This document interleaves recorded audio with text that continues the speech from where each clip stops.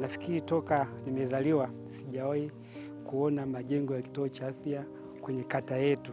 Mimi na familia zetu na familia yangu tulikuwa tunapata huduma za mama na mtoto Mbozi Mission, ambayo ni kilomita kama 45 hivi kutoka hapa.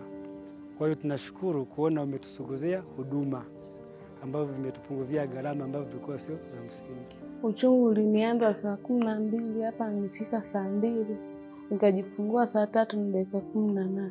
Pokelewa vizuri. Maana isingekuwepo huduma hapa, ningeenda Mbozi Mission au rufaa kabisa. Shukrani zangu kwa madaktari, wawe na moyo wa upendo kama huo. Maana nilipojifungua hadi leo nimeruhusiwa, hawajanitonza hela yoyote. Nimepatiwa matibabu bure kabisa. Nashukuru serikali ya Dr. Samia Suluhu Hassan kwa kuletea kituo bora hiki hapa cha Nambinzo.